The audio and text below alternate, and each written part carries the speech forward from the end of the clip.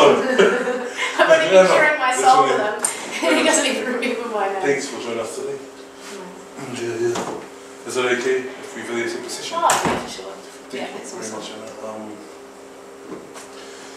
I just, how are you? Like I asked you before. Here I am doubling up the question again. Really, really good.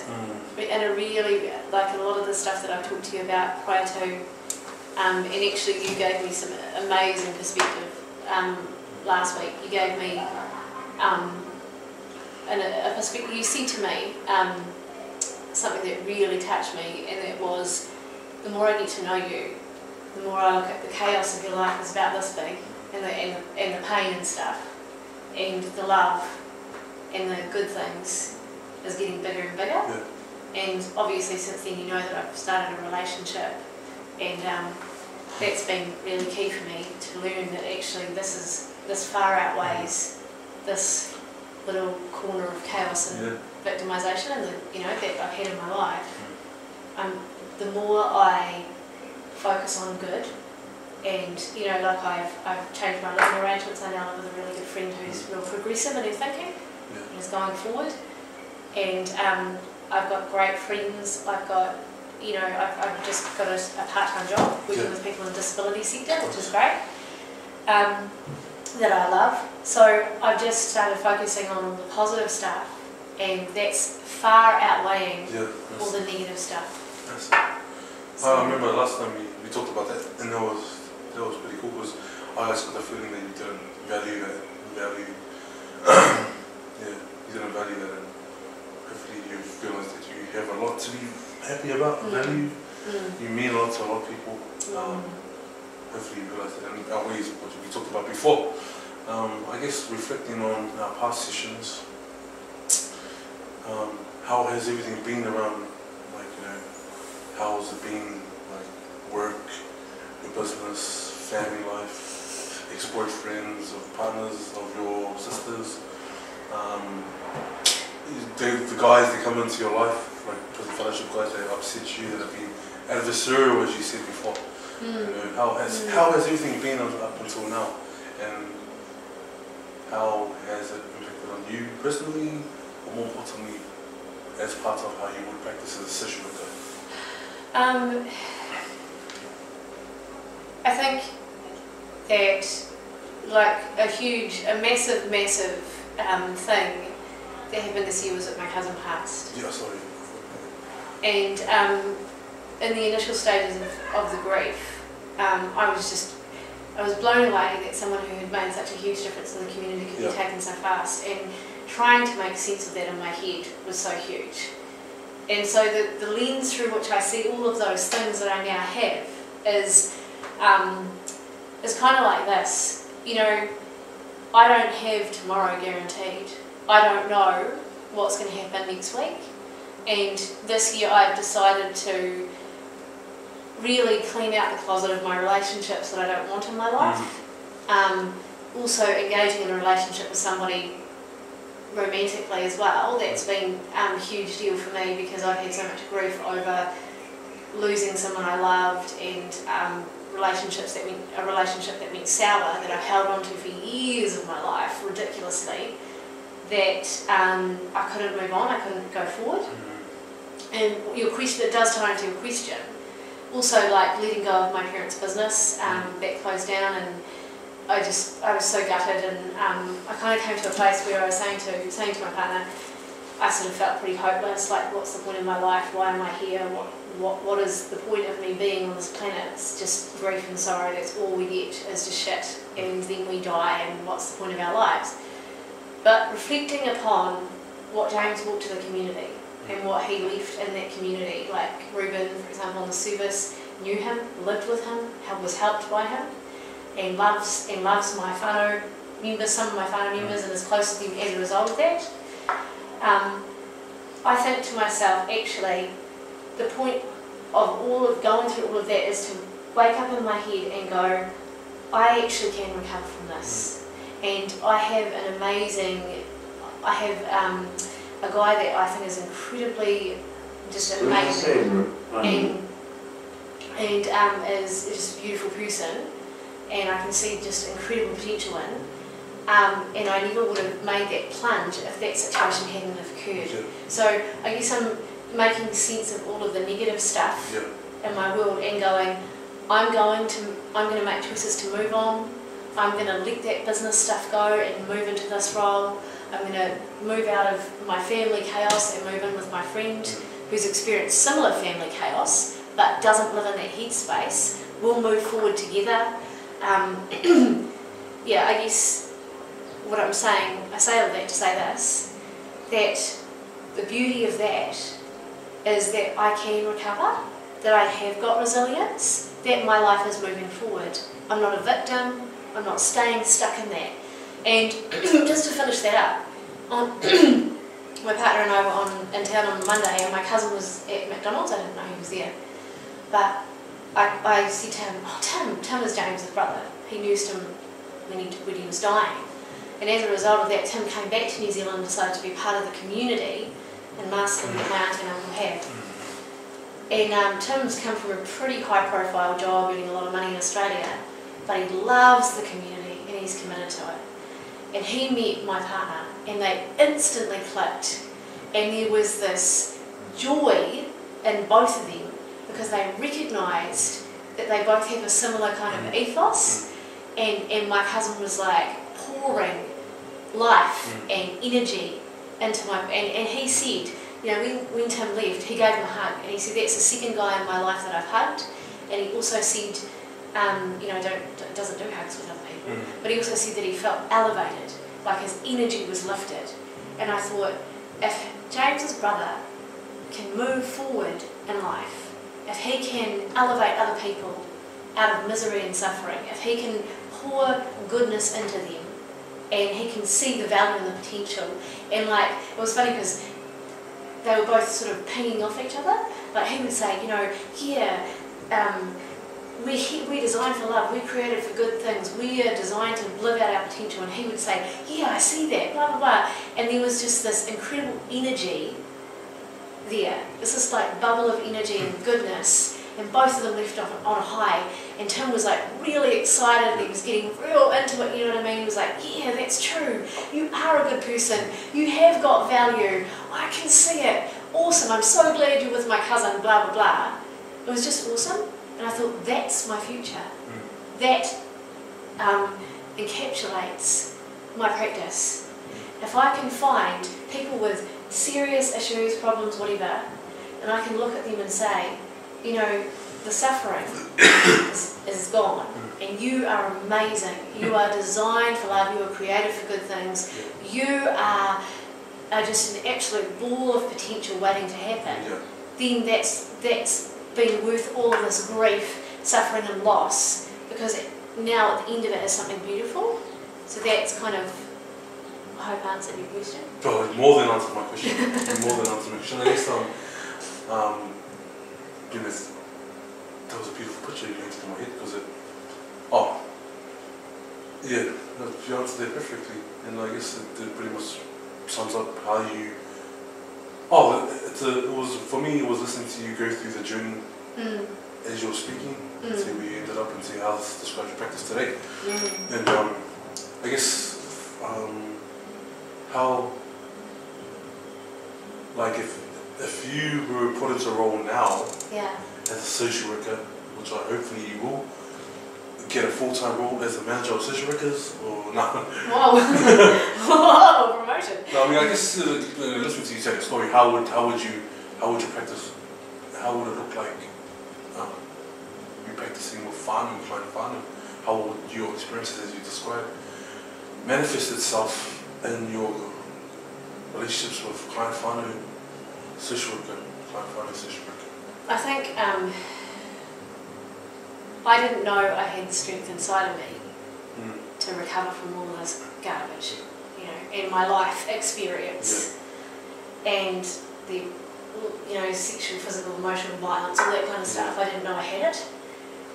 But what I've learned from having people love me and value me and give me emotional strength is that everybody has it. And I think the way I want to practice is I want to look into people's soul and go, ah yes, I see the strength in you. I see where the good things are. I see a light, a little teeny, maybe it's a tiny, tiny light that, and it's kind of like how my relationship that I'm in now kind of started or developed in my head was I saw the light in the other person, and I thought there is some amazing stuff in you that maybe has been undiscovered for years and years and years, but you've got an inner beauty that if you can understand, if you can see it, far outweighs all the other crap. You've got a beautiful spirit, you've got a warmth, a genuineness, a light in you that will far outweigh all of your pain and past experiences. And if that's kind of what I want to bring to the table, was when, it's kind of like what I was saying about when my cousin met him, was like he instantly got, whoa, this guy's got stuff in him that is amazing. I see it, and I'm gonna hone in on it, and I'm gonna elevate that stuff above the other stuff. So for me, the way I practice is look for the strength, look for the light, look for the good, focus on that. That to me, like even now I'm saying it, there's like an effervescence inside of people that's been totally shut down and stomped on. And when you can spark that, when you can pour goodness and life into them, it wakes them up. They have like an awakening experience, and they come alive, and they recognise their own value and their own strength. So that's what's happened for me. People loved me. People imparted strength into me. They didn't say to me, well, you've been a victim, it's so terrible, your life has been so shit, blah, blah, blah. They said to me, you're not a victim. Your life might have been shit, but that's not who you are. You don't get to be defined by that. And then they continued to encourage and value me until I could do it myself. So that is how I practice. That's just... can I just give you a cultural perspective on that? I went to... my friend runs an organisation that transports poor Jews from Eastern Bloc countries to Israel. And, and actually she's transported a lot of Holocaust survivors from these places back to Israel. And she has them set up in this home, basically. And she says to me that they're some of the happiest people she's met in her life. That's minus 1% of my supervision grid. Sorry about that. It's okay. All friends off. And the way... That's right. The way I see that working out is because I was saying to my partner that the way my cultural perspective is a Hebrew perspective, and the way that Hebrew perspective works is this. I gift you trust, and I gift you honour regardless of where you are in life, what your station is, what you've done, all that kind of stuff. And the word for honour in a Hebrew context is this. It's a picture of scales, and it's a picture of like a merchant having scales. So he's got, so you come to me, I'm the merchant, I've got the scales. You say I want $50 worth of gold. I put stuff on the scales until it gets to $50. And how I know it's got to that amount, this is an ancient thing they used to do, is there's a little door on the scales, and when it hits 50, the door opens. And the word honour is a representation that I give you gold until the door of your heart opens. I give you honour until the door of your soul opens. So what she's doing in that context is, in a Hebrew context, is restoring the honour or the mana to those people until they can value themselves and enjoy who they really are. So that's kind of how I practice. Gift you trust, gift you honour. And I do it. It's not dependent on you or what you've done. It's dependent on me and the way I perceive you and the fact that you're a created being with a heart. So I want to be treated with honour, and I will keep giving it to you until you can live up to that. I will not make you live up to something you can't. Yeah. I will resource you with the ability to get to that place. So that's kind of how I see it. That's missing. I really like your interpretation of how you practice. Just thinking about it, like, can I have? I don't know if that's a supervision term, but I mean, like, I guess just making the picture a bit more clear for me. You talking about honor, trust, giving it, reawakening, being able to touch someone's, enlightening them. How would you specifically do that with a client whānau? Could you, for example, you said a friend transports, Holocaust survivors from the Eastern Bloc, from the whole Eastern Bloc to Israel. That's her process of giving them honor, trust. Yeah. What's your specific way of operating to get that or to show that? I remember, well, I guess that the way, and I worked with my whānau in Marsden a little while ago, and my interpretation was, so basically, the way that they rolled, it's probably a repeat of everything I'm saying, but the way that they rolled, like I had a couple of women who had been, one in particular who had been abused by her partner. He was just a really, really just, kind of a guy. He had had 3 kids to her, left her in the shit, cheated on her with somebody else when she was in Australia. She'd gotten really skinny because she was worried about the relationship, worked really, really hard. And the insult, the end of the relationship came when she was spewing up because she was so sick and so stressed and so worried after she took an ironing to kind of supplement the income so he could smoke weed. And, they could have a good lifestyle at the same time. And he came home while she was spewing up in the toilet, after being sick and stressed, and he said, "You're disgusting. Look at you. You look how disgusting you are. You're like an anorexic victim or something like that. I'm leaving you for this woman." And off he toddled, left her with 3 kids, totally stranded in Australia, etc. So that was kind of the story and the picture of their relationship. Do you know what I mean? And when I met her, she was just real beaten down. Just like, oh my gosh, who wants me, who values me, all that kind of stuff. So we just, we had like a domestic violence course at the church. We used to put it on every week and stuff. And I guess the whole thing was that I'd just go around to her house and listen to her talk. But more than that, I mean, it really wasn't that hard. It was more just saying to her, "Babe, you're really amazing." Like, and narrative therapy, I suppose, where she would tell a story and I'd hear things like, she gave up all of her time and energy to help out disabled kids while this guy was, running around town being an idiot. And I'd be like, "That's so awesome that you had the strength, you found the strength to give to others." She was very empathetic, very kind, very generous. And I'd say to her, "You're just a beautiful person." I mean, that's really as simple as it was, and it just boosted her confidence. And she's doing far better today than she was then. It was just mainly a case of not going, "Oh, wow, that's so terrible, what a dick, oh my gosh," all of that kind of stuff, and focusing on that. It was more a case of building strength in her so that she recognised her own potential, and so that, he tried to contact her, and he wanted to have all these conditions on her still, even though he wasn't in the relationship, he was with somebody else. And he actually came and stayed at her house because he came back to New Zealand and him and his new partner didn't have anywhere to stay. Anywho, I was pretty averse to this, but I just kept on encouraging her that she deserved better. She was worth more than that. She had, and that's kind of what our organisation was about, was just finding the good and building on that. Don't look at the bad. Don't focus on the victimisation. Don't teach people, in your head, you need to know what the signs of abuse are.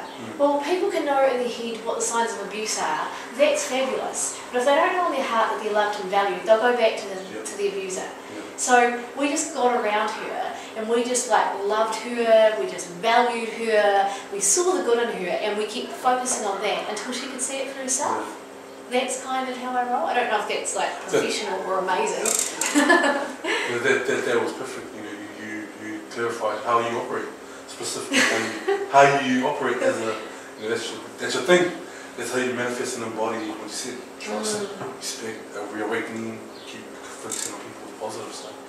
I know what we were talking, I was thinking about, like we talked about before, we talked about a bit of mind traffic and how that was, how that was, how things are with that and stuff. I think the mind traffic really came down to living in a very stressful environment, having a huge level of responsibility, and also like living with constant drama, because as a kid, my life was just chaos, like I said, and you know there was just no real adults to be stable for me apart from my nan. And she would come into the situations and she would just be like, it's okay, I'll just calm you down. She'd just sort of soothe and nurture.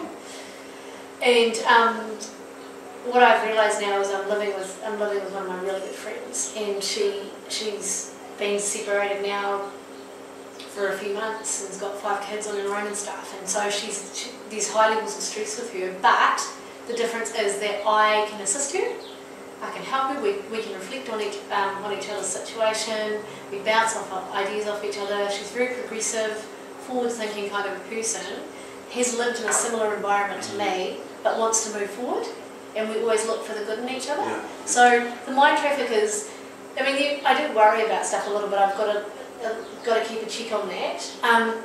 But once I got rid of all of the dramatic situations in my life, because I don't do drama, I don't like drama, I'm not really into it, I don't feed off other people's misery and think, oh, how can I fix this situation to kind of, you know, see what this person's going to do or push some buttons.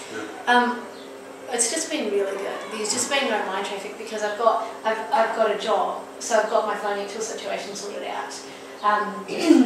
I've got good relationships with friends, good relationship with God, good relationship with whānau. That isn't hard work. You know, like I said, my cousin came over and, you know, just brilliant people, love them so much, who've worked out all of their own crap and their own drama and are giving back to the community. And so there's not that constant chaos. And in my own like relationship with someone that I'm just getting to know, really good accountability, really good sort of like structure and accountability. Both of us are growing and learning and changing as we go along. So no need for craziness. Do you know what I mean? And that's really good for me because I'm in a really good place of just being able to sort of give out. Yeah. What's a safe space for you? Do you have a safe space at your home? Yeah, definitely. Well, I mean, safe space for me, like you meet my friend Mary here. To me, she's like DTU. That works in the DTU. I was saying to my partner the other day that she knows my story, she lived my story, and I go and sit at her house, which is beautiful.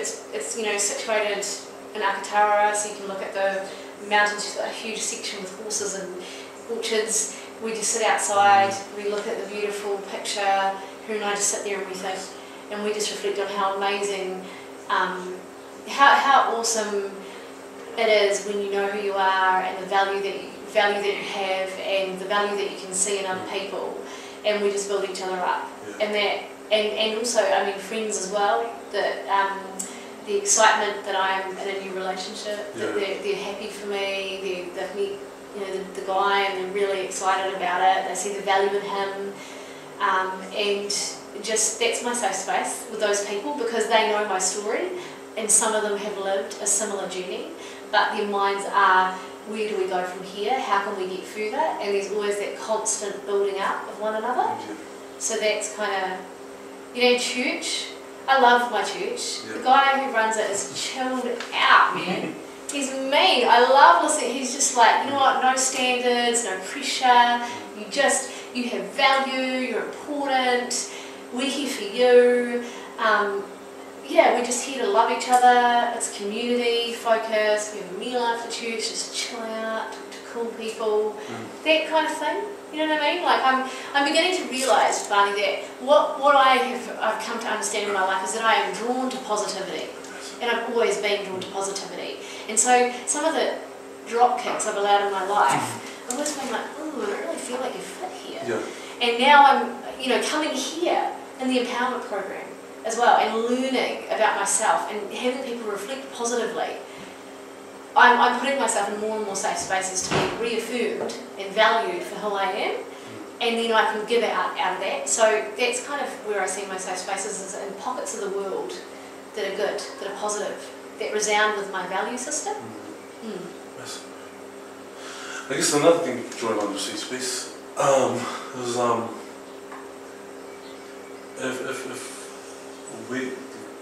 I caught on that you said you worry a bit, but you have to keep that in check. I don't know, just give me a clear picture of what you mean by that. When I went to counselling a while ago, and the guy said to me, "You're a fatalist." And basically a fatalist is a person that expects their life to sort of spontaneously combust and everything to turn to shit. And because my life when I was a kid was continuously hopeless and terrible, and you know, I lived in an environment, I grew up in a culture where there was lots of predators, and the hierarchical structure meant that my family was at the bottom and other people were at the top, and you were always constantly being reminded of the negative. You were labelled and there was nothing you could do about it. You didn't know from one day to the next when the idiot at the top was going to make changes to your life so that you'd be in constant turmoil. I suppose you could say, you know, a few things like we were removed from my parents' care and sent to live with other people in the environment that weren't very nice to us or good to us. And also the paranoia, the constant feeding of paranoia. You know, oh, the government's after us, you know, don't tell the authorities what's going on here. We don't talk about stuff outside of our environment, don't narc on each other, that kind of thing. And like, you know, there was always some kind of crazy conspiracy theory as to why we needed to be in that environment. So you feed off drama and paranoia, basically. And so for me, I have to stop blowing things out of proportion in my head. A seed of doubt gets planted in my head about something, and then you know, and so I was reflecting about it with my friend, and she said to me that I used to just, whoa, you know, something would happen, like, you know, someone would steal 20 bucks out of my wallet and I would, Mount Vesuvius. It would just be a massive drama. And now I have the capacities and the mental faculties, after living with my auntie and uncle and watching how they dealt with crisis and stuff. I actually do a lot of self-talk, and I do a lot of connection upwards about that. A lot of surrendering the bad and asking for the good, asking for peace and asking for clarity, and giving up the negative and giving up the stress that I feel about situations. Because actually a lot of what I've thought in my life is not going to happen. And what I was talking to June before about it, you know, like, you fatalise every situation because life has been really shit and bad stuff has happened to you a lot.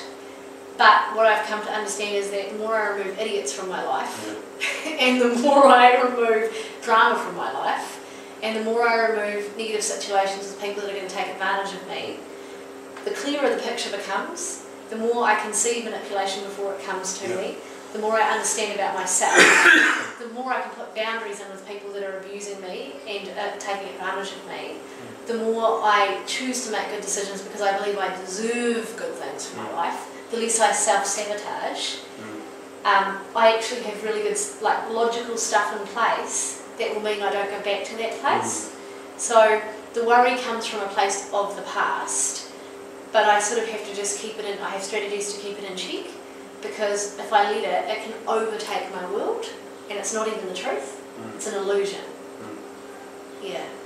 No, yeah, because I just caught up when you were talking about that. Because you haven't actually mentioned that before, that you do worry about it. It was just surprised to hear they come out now, actually. As you're describing, oh, not to worry. I worry, but then again, you know, it's to catch my attention. And then, like you answered it pretty perfectly. You do have those systems in place to keep it in check. I guess building on from that, like, what makes you happy? You say this is what worries you. You described it, how you deal with it. Well, you know, what's the flip side of that?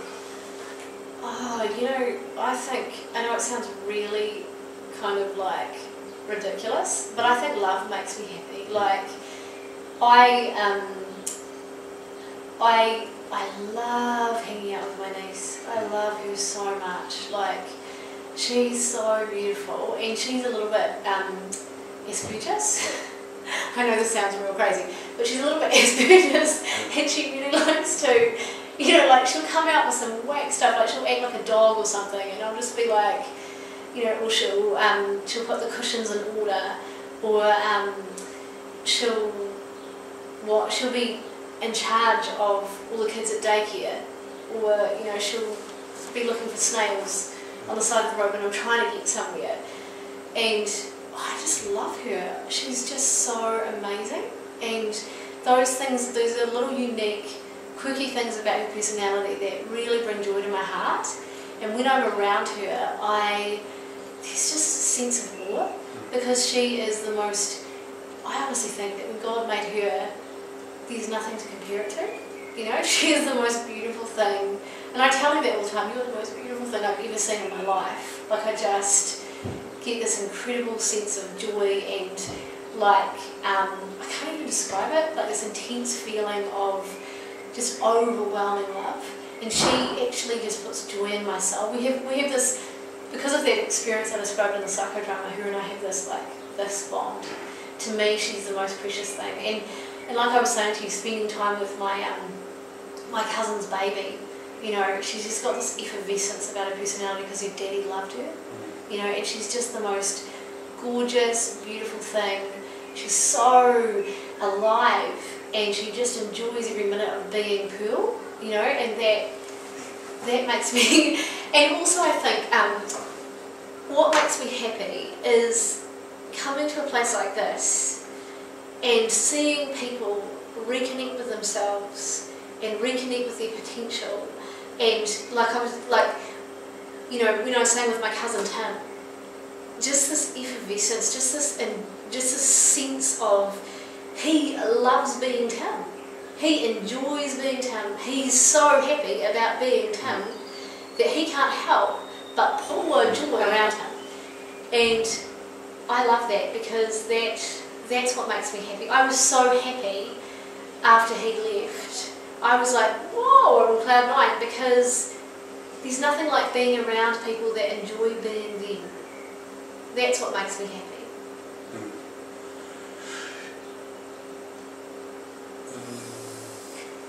I guess, kind of like summarising it, how does it sit next to your fatalist tendencies? What you just told me about. See, you actually answered that question for me when you said... Oh, this is like specific, you just told me specifically the situations that... Yeah. Well, like, yeah, well, I'm just asking you, how does it sit with you? With each other? Because, I mean, you just described to me a situation which was pretty amazing, as your body language told me, compared to the fatalist tendencies. I think that, like you said to me about, you know, the chaos that I lived in has imprinted upon my brain, and it triggers stuff. It triggers anxiety for me at times. But I know, and I've always known, like I always knew when my grandmother was looking into my soul and could see the good in me and could see the value in me, I knew that one day I would do something that I really loved, and I knew that I could. That was the seed of her planting into me, and like I can't explain the essence of my grandmother is something that's incredibly special to me, and special to a whole community of people, because she's just a treasure. She just has this thing about her where she looks past all the shite and sees into the person, the real person, and it's a gift. I can't explain it. But when she was looking at me like that, and when she was calling out to the real person and calling out to the goodness in me, I knew that all the drama and the chaos wasn't real, and that what she was giving me was. So, this being around all that positive stuff and allowing myself to be immersed in it, it makes the the drama and the fatalism seem like a shadow and seem like a lie. You know, that's like one of my favourite songs is by a chick called Lily Kershaw, and it says it's a song called "Nothing Is Quite As It Seems," and it sort of talks about how, you know, in life we expect this but we get this, you know, and so I think it's opened up my soul for a whole lot of experiences to happen to me and for me to happen too, that I wouldn't have allowed myself to be involved in if I didn't have a belief in my soul that things could get better. So going to the Wana and doing my degree, connecting with someone that I think is amazing, relationally, having good friends that see the value in me, all that kind of stuff. I've had to trust, to put myself in those positions, that things are going to get better. And the more I do that, the less I think fatalistically. Because a fatalistic person will keep on going back to the same garbage that they have before. And I think that, well, I'll sum it up with this. A few months ago, I went over to Masterton, and my cousin Tim and my auntie were, you know, chilling out, talking about good stuff like they normally do. And me and my sister came over to my auntie's house. We were sort of she lives on the property, she lives there, and she sort of hangs out there. And we were talking, you know, my auntie had just come back from Israel and stuff, and, you know, doing a trip and stuff. And we were talking about, you know,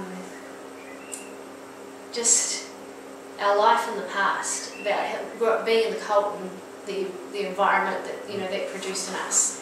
And then we started to talk about the positive stuff, you know, about the value that we see in the community that my auntie and I have helped to create, about the value of James's life, about the value of knowing who we are and valuing that and being able to plant that seed in the community. And that, you know, even though there have been so many ups and downs, even though, because he was, this year, he said to my uncle, I'm going to take the reins and I'm going to do what I always wanted to do, and I'm going to manage the social service. And then 4 months later he was dead, you know, and so that was just it just killed me, because I worked there, I knew what he'd put into that environment, and I was just like, what do we do now? And then, so we were talking about that. It was awesome. We were saying, you know, it's going to be an amazing year. Next year we can see awesome things happening. And then within a couple of months, these people came to the community and they said, we've got PhDs and we want to write up program funding for you guys. We want to get programs in, and we want to create a kibbutz style of living. We want to, because there's people living on the property, but we want to have community meals. We want to have a lot more connection. And then, you know, then the church started doing things like instead of having a guy talking at the front, they started having community meals and a discussion forum kind of stuff. And from that conversation, I'm not saying, I don't believe in magic fairies. Do you know what I mean? Like, I'm not saying it's all mystical or whatever. But from that conversation, from reflecting on the negative and thinking about the positive, and designing a plan for the future and connecting with what we wanted to see, and reflecting back on, that was shit, we don't want that anymore, this is where we're going. All of that stuff has come out of there. And I can't explain how. I can't give you, you know, 7 keys to how you get to this place, or 50 different structures, or this is how you make it happen. And I can't say to you that I believe, like I said, I'm not magic, fairy dust doesn't work with me. But I do believe that you attract what you put out. I do believe that because they had such a positive, open mind, because they had a design for the future, because they were leaving that crap in the past, that stuff has been drawn to them, and now they're moving forward into an even greater opportunity to bless the community. So that is how I see life. It's forward momentum. It's moving forward. Don't get stuck here. Don't think, oh, James is dead, there's nothing we can do. Actually there is. And he would be freaking annoyed with you if you stayed there.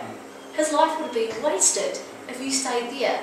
You know, and like, even things like, there's a couple in the church who have decided to design the children's playground. They've put all of their own money, a therapist and another person that she's with, and barked it and built this beautiful children's playground and put a plaque with James's name on it. As a result of his death, they've done all of that work, and now they can even further bless the community.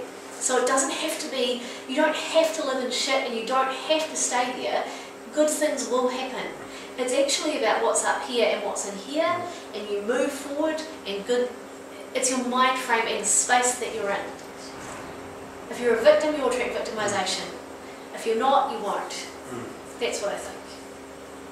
Does that make sense? Perfect sense. You wrapped it up, and what can I say, you wrapped it up in a pretty much good speech there, and I don't know, I think you're on a good path, especially from when we first met.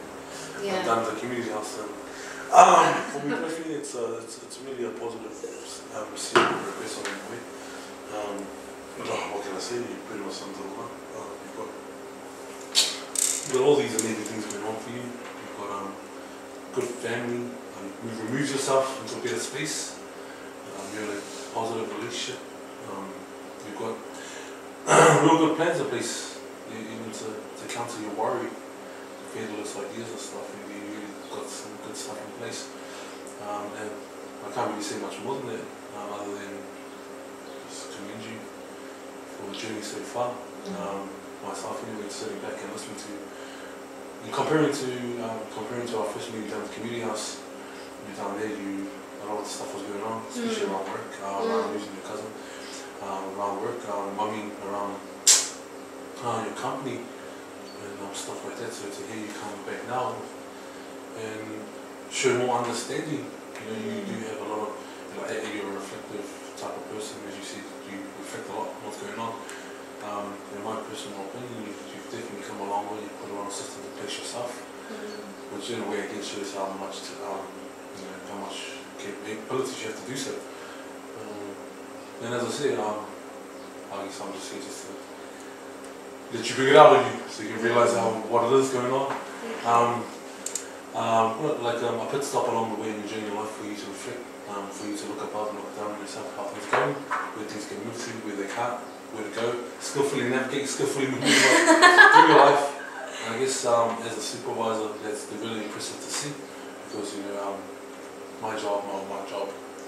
my responsibility is to be able to assist you in navigating your life into better practice, or into practice that you want to practice or that. And, I don't really articulate myself too much in big words. Hopefully my simplicity will be able to, in the wide world that I do get, I was able to navigate you better into places that you want to be. Yeah. And as I said again before, you're in a better place than when I first talked to you personally, and which has no doubt impacted on how you practice, which is good, real good, and especially hearing you talk about specifically how you would practice. For example, helping that lady in her relationship and how they look to me. Painting that picture for me was real good, because then it just shows me this is how you practice, this is how you embody what you talk about, and it's not empty words, it's real words that you practice. And as a supervisor, thinking about how you practice social worker, to be drawing that picture to that detail, it's comforting to me to know that this is the way you practice, this is your framework you operate under, this is the purpose you do things. And I should stop stroking you, because that's not what we're supposed to do. Stroking what you've done. We're here to enlighten you, which you're not pretty much enlightening yourself. So I was just adding to the enlightenment, hopefully. If that's right, can we stop there? There's space to stop there. Only because you pretty much answered all the questions I did have. And I wish I videotaped the first session. That would have been a more meaningful description to show this is where you were, this is where you are now. Man. Thank you so much. That's bad. Enjoyed that. Awesome, man. Bye.